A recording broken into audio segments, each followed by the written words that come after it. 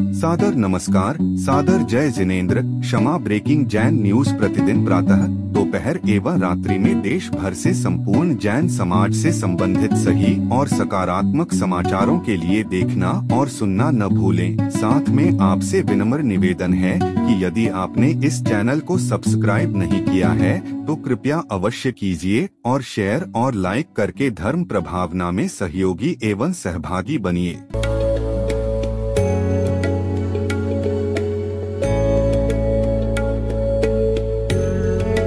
ऐसी संस्था जो जैन आगम के पथ पर बढ़ने वाले साधुओं की सेवा में दे रही है अपना योगदान और उनके आहार विहार में निभा रही है अपनी अहम भूमिका। साधु सेवा धाम भगवान पार्श्वनाथ धाम काकोरी लखनऊ जो विहार न करने वाले साधुओं के आहार एवं विश्राम की कर रही है संपूर्ण व्यवस्था। आप भी ऐसी ही संस्था के साथ जुड़कर करें अपनी चंचला लक्ष्मी का सदुपयोग। एक दिन का आहार मात्र 2100 रूपए एवं आजीवन 11,000 रूपए। इसके अलावा वर्ष में 2 दिन आपकी ओर से आहार एवं आपका नाम शिलापट पर किया जाएगा अंकित। बैंक डिटेल्स भगवान Parshvanath Dham trust, bank of Baroda, Chowk branch Lucknow. खाता संख्या 064501000299154। IFSC code BARB0 LUCKNO। दान राशि एवं अधिक जानकारी के लिए संपर्क करें 7007783995 9452017984।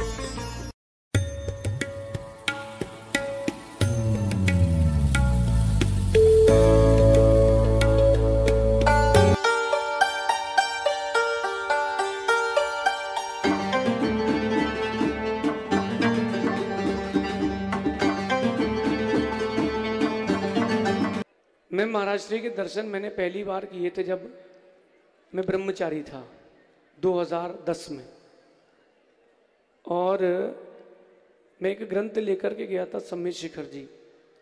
बड़ी भीड़ थी और एक बात तो मानना पड़ेगी कि महाराज जी का व्यवहार और याददाश्त कोई तोड़ नहीं है। महाराज जी ने दूर से देखा, बोले अच्छा गुरु। बोला जी गुरुदेव।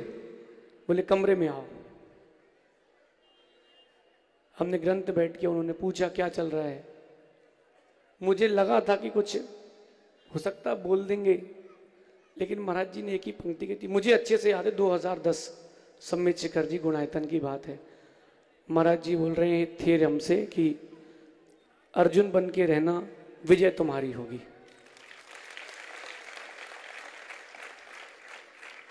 और 2011 में दीक्षा हुई। उसके बाद अब जाकर के वनवास पूरा हुआ है 14 साल बाद।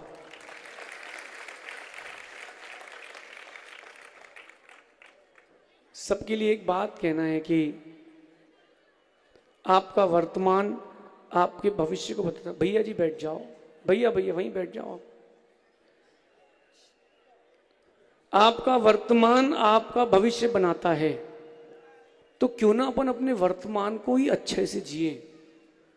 महाराज श्री का वात्सल्य और बड़ा हृदय कि जाना कहीं और था, बोर्ड कहीं और के थे और गरीब की कुटिया में महाराज जी आ गए। गुरु जी को मैंने बोला कि गुरु जी ऐसा शुभ संयोग हो रहा है। बोले बेटा अगर कुछ कमी तुमने की तो समझ लेना, समझ लेना। मेरा तो परम सौभाग्य कि आज मुझको मुनि श्री के मुनि पर्याय में दर्शन मिले हैं। आप लोग विद्याधर हो, उठाई गाड़ी और चल दिए, नहीं है फ्लाइट ले ली, गाड़ी उठा ली, चल दी। हम लोगों से पूछो कैसे मिलना पड़ता है, कैसे मिलते हैं। बस ज़्यादा नहीं बोलूँगा, अपन मुनि श्री को सुनेंगे। आप सभी का सौभाग्य, हमारा अहोभाग्य। और यद्यपि आगे के कार्यक्रम निश्चित हैं, लेकिन फिर भी अपन तो निवेदन करेंगे कि अगर पंचगणा के महाराज जी अगर रुकते तो अहोभाग्य।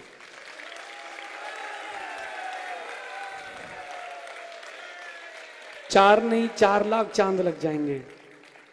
हमने कहा महाराज जी सुबह कि हम 4 थे, 3 महाराज और 1 छुल्लक जी, अब 3 गुने हो गए। 6 महाराज जी और 6 छुल्लक जी, तो मतलब पंचगणक अच्छकारी है कि नहीं है। अच्छा महाराज जी रुकेंगे तो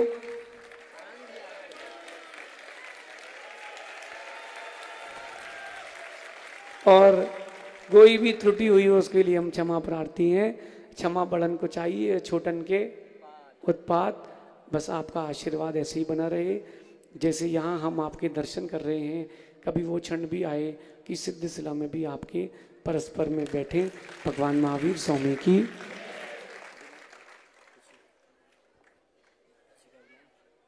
ओ जय बोलो अहिंसा परमो धर्म की। परम पूज्य आचार्य गुरुवर श्री विद्यासागर जी महाराज की महाराज की, समस्त मुनि संघ की।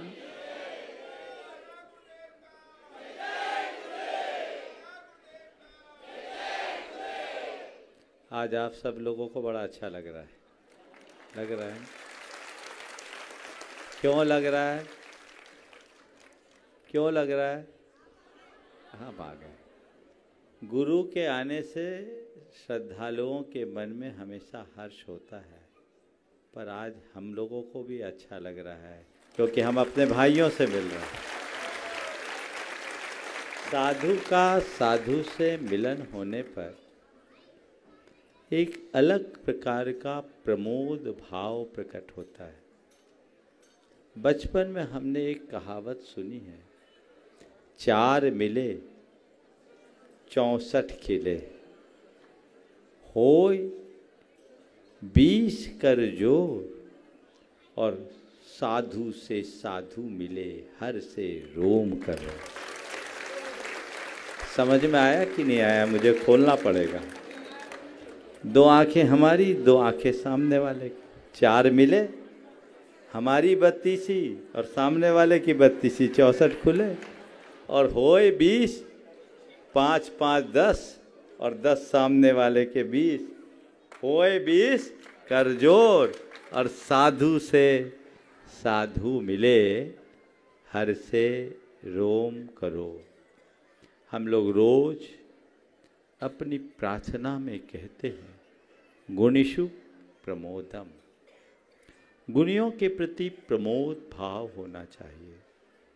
और एक मोक्ष मार्गी आत्मार्थी साधक के साथ हमेशा ऐसा ही प्रमोद भाव रखता है।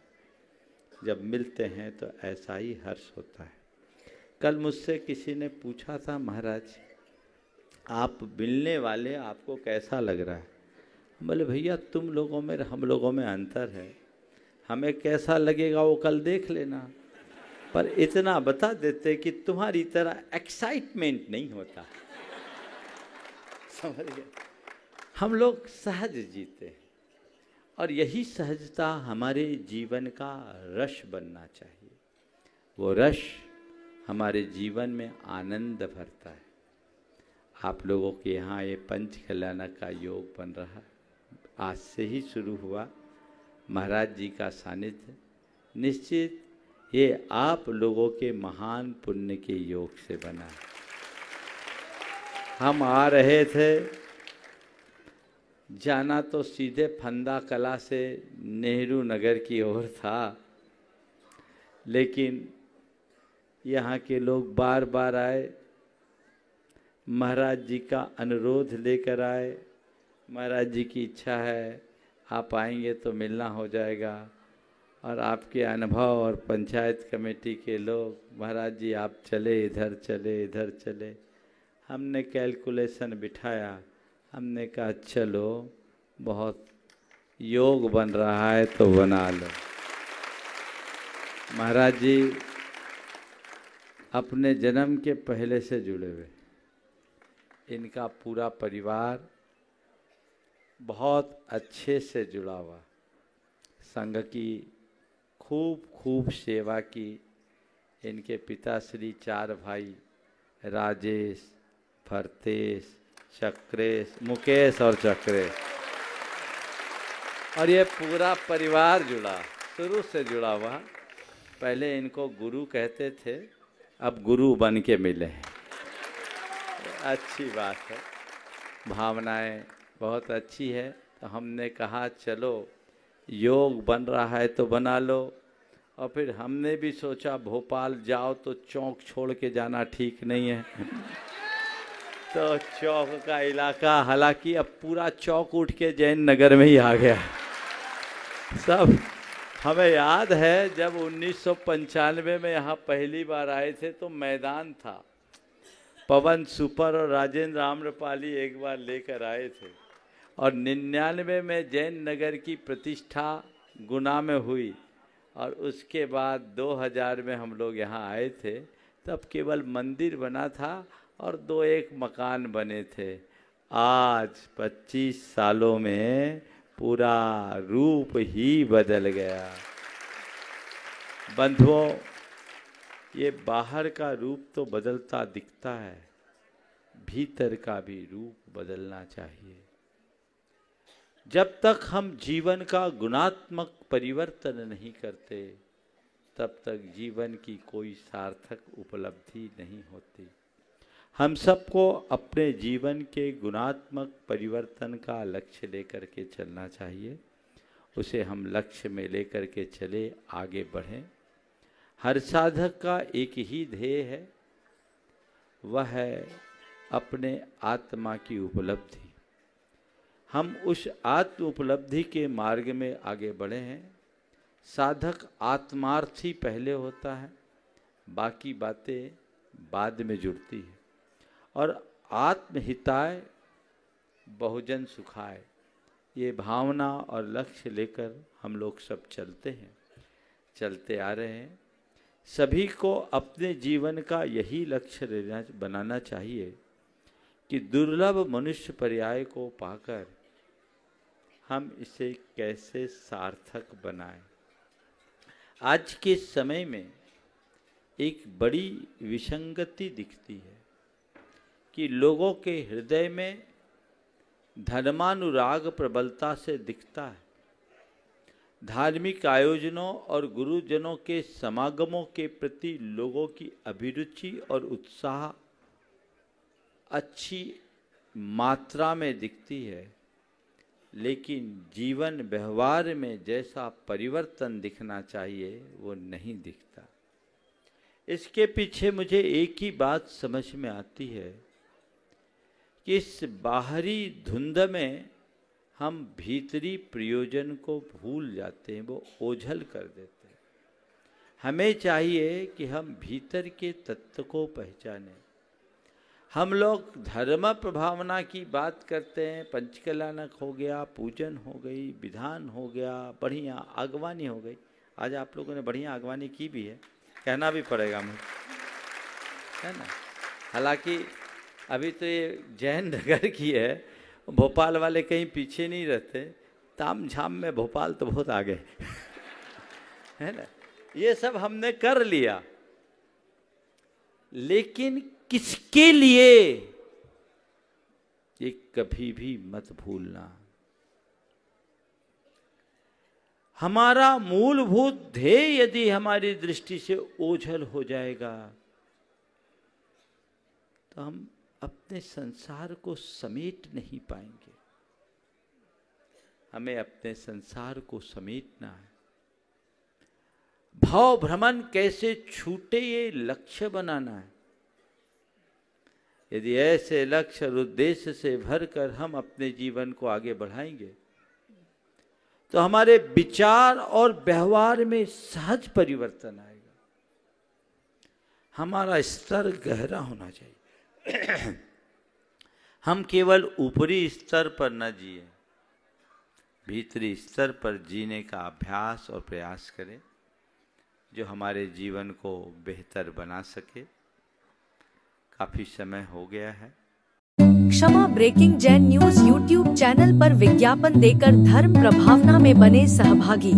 विज्ञापन देने हेतु संपर्क कीजिए मोबाइल नंबर 9026900740 एवं समाचार एवं वीडियो भेजने हेतु व्हाट्सएप नंबर 9335236222।